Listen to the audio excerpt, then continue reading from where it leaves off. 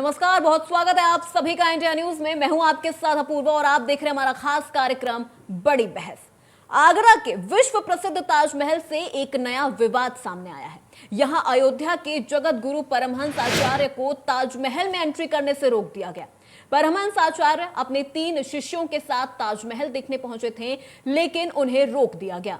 जगत गुरु का आरोप है कि भगवा कपड़ों की वजह से सुरक्षा कर्मियों ने उन्हें ताजमहल परिसर में घुसने से रोक दिया। हालांकि एएसआई अधीक्षक राजकुमार पटेल ने अपना पक्ष रखते हुए कहा कि जगत गुरु के पास मौजूद लोहे के ब्रह्मा दंड की वजह से उन्हें एंट्री नहीं दी गई थी। सुरक्षा कर्मियों ने जगत गुरु से ब्रह्मा दंड जमा कर अंदर जाने की अपील की थी। इसके बाद बिना ब्रह्मा दंड के जगत गुरु ने ताजमहल में जाने से इनकार कर दिया। इसके बाद महंत ने वहां मौजूद अपने शिष्यों को आशीर्वाद दिया और वापस लौट गए। परमहंस का कहना है कि वो ताजमहल में शिव जी की दबी पिंडी को देखने गए थे। परमहंस ने कहा कि वो ताजमहल नहीं बल्कि तेजो महल देखने गए थे, जहां उनको प्रवेश नहीं मिला। पूरे मामले में क्या कुछ कहना है जगत गुरु परमहंस आचार्य का, आइए सबसे पहले आपको वो सुनाते हैं। महालय शंकर जी का मंदिर है, जिसको गलत इतिहास बताया गया बच्चों को कि ताजमहल नहीं, तेजो महल है और वहाँ शंकर जी की अभी भी पिंडी दबी हुई है। तो हमें, चूंकि मैं भगवा पहना हूँ, तो यहाँ के जो पुलिस प्रशासन मिलिट्री वाले लोग थे वो बोले भगवा को अंदर नहीं जाने देंगे। अब आप ये ब्रह्मदंड लिए हैं, यहाँ सिर्फ टोपी वालों को अलाउ है। तो मजहब विशेष के लोगों को ज़्यादा यहाँ महत्व दिया जाता है, दुर्भाग्य है। और भगवान चाहेंगे तो यह जो लोगों के अंदर जो है एक दुर्भावना पैदा हो गई है वो ठीक किया जाए। तो यहां पर ताजमहल भगवा विवाद ने एक बार फिर से तूल पकड़ लिया है। यहां पर जिस तरह से ताजमहल के अंदर उन्हें जाने से रोक दिया गया, जिसके बाद अब यहां पर सियासत भी गरमाने लगी है। और आज इसी मुद्दे पर हमारे साथ बहस करने के लिए, बड़ी बहस के लिए हमारे साथ हमारे गेस्ट मौजूद हैं। सबसे पहले देवेंद्र, जो कि प्रमुख नेता बीजेपी के हैं, अशोक यादव जो कि नेता सपा के हैं, गोविंद पराशर राष्ट्रीय हिंदू परिषद के हैं। बहुत स्वागत है सर आपका इंडिया न्यूज में। देवेंद्र जी, सबसे पहले मैं आपका रुख करती हूं। आपसे मेरा पहला सवाल, यहां पर जिस तरह से अभी तक ये विवाद नहीं थमा था लाउड स्पीकर का, हेट स्पीच का, जिसके बाद अब एक ये नया विवाद शुरू हो गया है ताजमहल को लेकर। भगवा कपड़े पहनने की वजह से उन्हें अंदर जाने नहीं दिया गया। देखिए, ये तो जांच का विषय है। अगर भगवा कपड़े की वजह से उनको रोका गया है तो बिल्कुल गलत है, क्योंकि भगवा कपड़ा कोई ऐसा कोई उस पर कहीं सरकार का या कोई किसी तरीके का लॉ एंड ऑर्डर में कहीं लिखा हुआ नहीं है कि किसी भी आप धार्मिक स्थल पर कपड़े की भी कोई कंडीशन होगी। आप पर जो कपड़ा है, जो आप उस समय पहने हुए हैं, उनको पहनकर जा सकते हैं।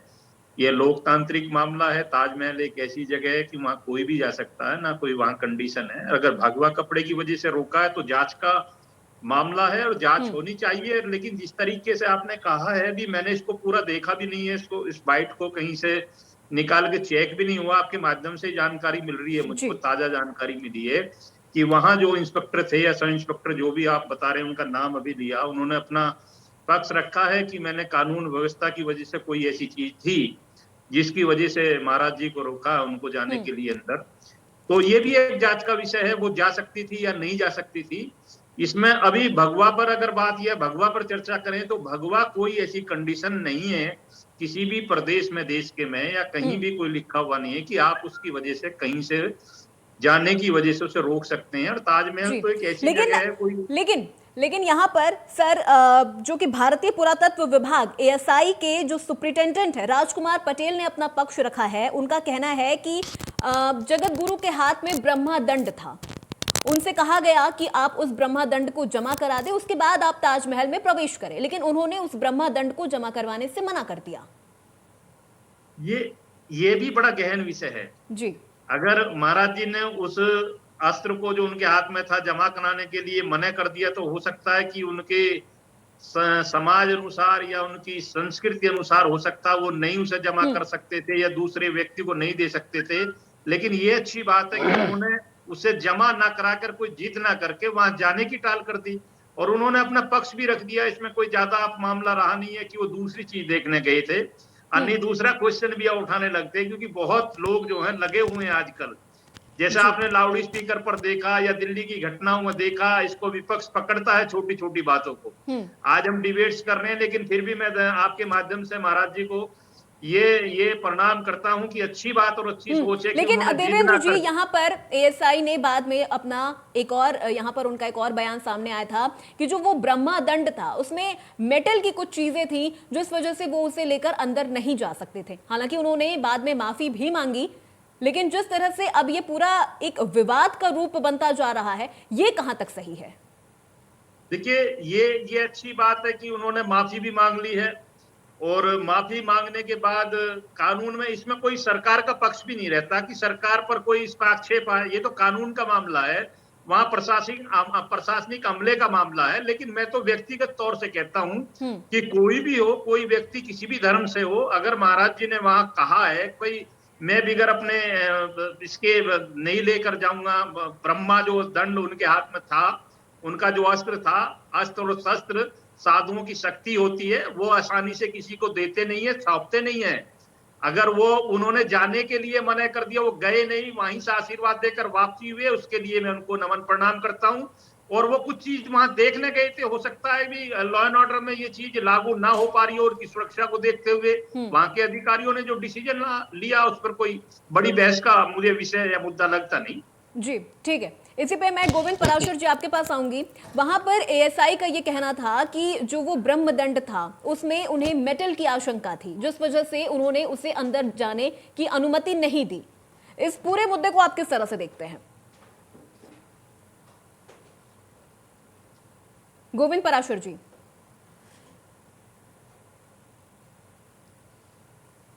गोविंद पराशर जी, आप तक मेरी आवाज पहुंच रही है? तो मैं बोलता हूँ क्या, कोई दिक्कत आ रही शायद? यहाँ पर हमारी आवाज नहीं पहुंच पा रही है गोविंद पराशर जी। चलिए, अशोक यादव जी, हाँ। मैं आपके पास आती हूँ। वही सवाल मेरा आपसे भी है कि यहाँ पर एएसआई ने, उनका कहना था कि हम, मैंने पूरा सुन लिया, बता दूं आपको, टाइम कम आप फिर- देती हैं। जी बिल्कुल। हाँ, देखिए मैंने पूरी बात सुनी, और अभी जो हमारे बाबा जी ने जो कुछ कहा है, देखिए वैसे भी हमारा देश इस वक्त पूरी तरह से जिस तरह कोशिश कर रहे हैं, मैं आपसे फिर कहता हूं, देश का 99.99% आदमी ये चाहता है देश में खुशहाली हो, बहबूदी हो, संपन्नता हो, बेरोजगारी खत्म हो। लेकिन दुर्भाग्य हमारे देश का यह है कि इस 1-1.5 महीने से लगातार ऐसी बातें होती जा रही हैं, कभी लाउड स्पीकर, कभी वो हनुमान चालीसा, उसी बीच में इस तरह की बात का आना दुर्भाग्यपूर्ण है। मैंने तो पहली बार ये सुना है, मैं भी ताजमहल बहुत बार गया हूं, पहली बार ये सुना कि किसी का प्रवेश वर्जित भी हो सकता है। भाई अगर केवल मुस्लिम की बात है तो वहां पर पटेल साहब हैं, जो तो पटेल तो हिंदू होते हैं। प्रवेश वर्जित नहीं था सर, अशोक यादव जी, प्रवेश वर्जित नहीं था। नहीं, बात ये इसकी नहीं है। अगर देखिए, मैंने उनकी बात सुनी है, मैंने जब ये सुना था तो मैं उनका पक्ष लेता बाबा जी का, लेकिन जब उनका मैंने भाषण सुना, मैंने बात सुनी, तो उन्होंने कहा ये ताजमहल नहीं है, ये शंकर का मंदिर है, मैं देखना चाहता हूं। अब जब आदमी चिल्ला कि ये कह रहा है चीख के कि मैं देखना चाहता हूं, ये तेजा मंदिर है, ये ताजमहल दुनिया इसको चाहती है, 7 अजूबों में शामिल है ये, उसके बाद भी जब दंड ले गए थे, वो क्या पता उसमें स्ट्राइक कर देते, उसमें ये कहते मैं खोद रहा हूं इसको, जो लोहे का दंड था इस पे आपत्ति थी। अगर कहीं ऐसा कर देते तो सारी दुनिया महाकर मच जाता। तो अगर उन दरोगा जी ने रोक लिया है तो वो धन्यवाद के पात्र हैं। बाबा जी को चले जाते, बाबा जी चक्कर मार दिखाते, या फिर सरकार से अनुमति लेते कि मैं इसमें 20 आदमी के साथ जा रहा हूं, 20 सिक्योरिटी वाले जा रहे हैं। जिस तरह से वो जा रहे थे, आजकल एक तरीका और बन गया है, जिन बाबाओं को जानता नहीं है वैसा काम कर दीजिए, लोग जान जाएंगे। देश में तमाम नेता बाबा ऐसे हैं जिन्होंने अंदर ऐसे बयानात दिए जिनको लोग जान गए। भाई अभी देखिए सजलिस इस्लाम था, मैं कहता हूं, अभी उसने अखिलेश जी के खिलाफ बयान दिया, मैंने उसका पहले दिन विरोध किया था कि कोई भी नेता, चाहे मैं हूं चाहे किसी दल का हो, मुख्यमंत्री के खिलाफ जब गोली वाली बात करेगा तो गलत करेगा। मैं यहां पर जब बैठता हूं तो बतौर सामाजिक, साहित्यिक और एक राजनीतिक कार्यकर्ता बनकर बैठता हूं, पार्टी का पक्ष रखता हूं, पार्टी का पक्ष साफ है, गुंडे पसंद नहीं है, गलत काम पसंद नहीं है। तो उसी तरह मैं आज कहना चाहता हूं, ये जो नया विषय है, इनकी बातचीत गलत थी बाबा जी की, जो मैंने सुनी थी कि मैं तेजा मंदिर है, ताजमहल को तेजा कहना, शंकर मंदिर कहना बड़ा पुराना विवाद है। भाई हमारा देश पहले से बहुत समस्याओं जूझ रहा है, ऐसे बाबा हमारे देश पे कृपा करें, ये जाके अपने मंदिरों में आज जो जो बेकारी के साथ बैठे हैं, लोगों को जो बेवकूफ बनाते हैं, वो करे जाके।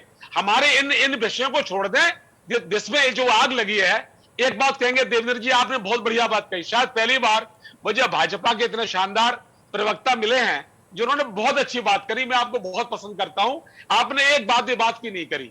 मैं भी चाहता हूं देश हमारा, देखिए चुनाव बहुत दूर है, अब चुनाव तो जून 2024 में होने भाई, मई में।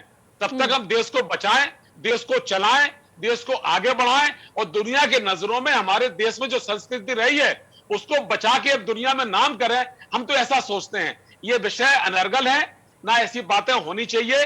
और जब भी बाबा जी अगर कोई भी इस तरह जाए दंड लेके, तो सरकार से अनुमति लेके सिक्योरिटी के साथ जाए, तो शायद किसी को आपत्ति नहीं होगी।